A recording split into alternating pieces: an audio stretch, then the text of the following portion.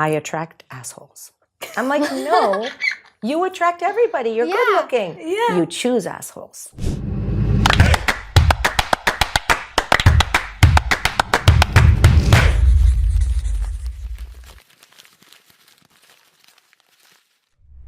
Action.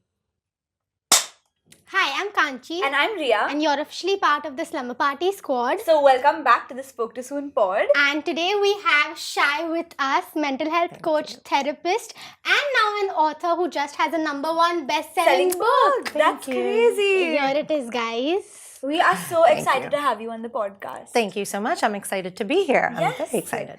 This is actually really new for us because we haven't spoken about anything like this on the pod yet, but we want to do that. So you are the first expert on the pod. Amazing. Yeah. I love the tag expert. I don't know if I'm really an expert, but I definitely hope to become one soon. You have your own book. I know I do. I do. That's true. That's true. And we, like, our audience has so many questions for you. We've asked them to send them in.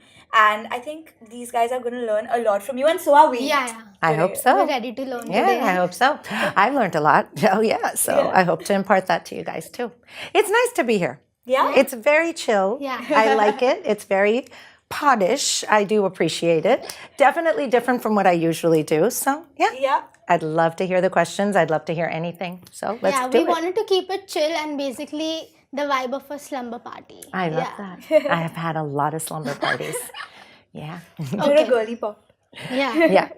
The first question that I would like to get into is, how do people know that they need therapy? Like, how can someone know that they should be taking therapy? Okay, so first of all, I'll be very honest to say it this way. I think everybody needs therapy, and you shouldn't be embarrassed if you do. Therapy has really changed. It doesn't mean you have a mental health disorder. It means that you need somebody to talk to about a discomfort that you feel. So I think that first and foremost, it's very important to identify that therapy is not a bad word, okay? And needing it or wanting it is not a bad thing. I would say that we have to understand, right, what we're talking about over here. When we're talking about stress, nobody's immune to it. But when stress, which is manageable, becomes anxiety, that sometimes needs a little processing and treatment. When fear, which is manageable, becomes a phobia, then you kind of need a little bit of, treatment. When anything like sadness and low emotions related to even your menstrual cycle or hormonal stuff suddenly becomes depression, where your executive functioning and your daily functioning becomes dysfunctional, that's when you probably need some processing or some therapeutic guidance. So I would say to know the difference between these things. It's the length of time and the intensity level that you feel these emotions. Okay. Does that answer the question? Yeah. That does make a lot of sense, actually. Yeah, but you said fear turning into phobia. Absolutely. Like, how do we know when that happens? Because I think that I'm scared of going alone in a lift and I feel I'm claustrophobic, but I don't know for sure. Okay, so I'm very scared of going in the elevator and I am claustrophobic as well, but not to the point where I have massive panic attacks or it starts to physically manifest and impact my functioning. I would say, to answer your question honestly, Kanchi, it is the fact that when you feel something physically manifesting within you and knowing that it's very different and it lasts for too long, I think that's when you can say, okay, I need to talk to someone about it. When you say physically manifesting within you, do you mean like you're sweating? Absolutely, like a panic attack, but not a panic attack that resolves. A panic attack that recurs and recurs and recurs. Then we know that it's related to a core belief rather than just to, a physical, episode that happens. We know that that level of tachycardia, when your heart is racing really fast, it actually is related to some trigger. And that trigger is so important that you need to talk to an expert about it. Yeah, and I think many people don't realize that No, they we need don't. to talk to someone. The amount of, I will say that I'm very happy that I decided, I'm a brand consultant turned therapist, right? I'm very happy that I decided to become a therapist at a time when parents are more open to their children coming to me. Individuals are okay to saying, listen, I'm facing something. I'm not okay. Can you help me? They don't think of it as a weakness anymore. So I feel blessed for that. And I think that comes from the fact that in the olden days, if you were facing anxiety, the first thing that you were told to do is don't be anxious. Yeah. That's the first thing. You have to struggle with the anxiety, which makes you even more anxious. Then the second thing you were told to do is you're not supposed to be anxious. You know, this is a weakness. So you're trying to fight with your anxiety, and then you're told that you're struggling with it, but beyond that, you're not supposed to feel it, so there's something wrong with you. And then the final version, which I will say, no offense to my mom. I love my mom. My mom's amazing, but the amount of time she's taken off my nazar because I was anxious, you know, I mean, all that's left is to beat me with a jadu, you know, that type of nazar is horrifying. So literally, you know, that, nay, you're not anxious. Somebody has put, you know, kala jadu on you. They put buri nazar on you. I'm like, stop, mom, I'm anxious. I'm anxious. I will write a book one day. There it is, you know. So I think, you know, honestly speaking, it's these levels and these intricacies. And I think that it's nice that people today accept it. And they can come up to you and say, hey, it's okay to not be okay. Yes. Yeah. And that is valid. And that's amazing. I also love that about our generation, honestly, because I've seen, like, when you see 3 generations in a house, like you see your mother, your grandmother, and you see you. And now when I see my grandmother being so accepting of things that she wouldn't have accepted like years ago, Absolutely. It's great to see, like, just like generations understand that. Absolutely. And there is a lot of multi-generational trauma, by the way. There's a lot of people that come to me today because their parents didn't go for therapy. Yes. Had their parents gone for therapy, but they might not be with me. But then again, you know, therapists have a very, very bad rap of saying that, okay, a lot of people say this, that, oh, we're going to do the inner child, so that means I'm blaming your parents. I'm not blaming your parents. Parents are amazing. I'm a parent of 2, okay? But there are times where I might have done something which is not so amazing, and that has impacted my child. So that doesn't mean I'm a bad human being. It just means that, okay, sometimes my parenting skills are a little wishy-washy, and it happens, right? It's okay. So yeah, lots of differences between your grandmother, your mother, and you. And honestly, the question that you guys should be asking me today is, in your generation, who is not in therapy? Yeah. Because that is actually what it is. Most people are, Yeah. you know, regardless. Yeah. So is it a good thing if you're not in therapy? I think it's a personal choice. It's like choosing anything in life. It's a lifestyle choice. If you decide you don't want to do it, you want to do it. If you're comfortable and you feel like it's not impacting you, then don't go for therapy. But there's nothing wrong with going. There's so many different forms of therapy. My therapeutic model is cognitive behavioral therapy, dialectical behavioral therapy. Can you break it down for our audience? Sure. Yeah. So cognitive behavioral therapy is basically where I address your thoughts. Your thoughts that could impact your behavioral patterns, knowing that thoughts are assumptions and not facts, and reframing them so that they're not, I'm not enough, I can't make friends, I am a loser, I am a failure. These thoughts that have accumulated through multiple experiences that you've gone through or individuals that you've connected with. And then dialectical behavioral therapy is the behavioral patterns that come from the core beliefs and modifying the behavioral patterns. I do what is called talk therapy. Okay. So as you can see when you communicate with me right now as well, I do a methodology of where we're going to talk to each other and I'll probably end up talking more. I'll be processing for you while you're just letting me know what's going on.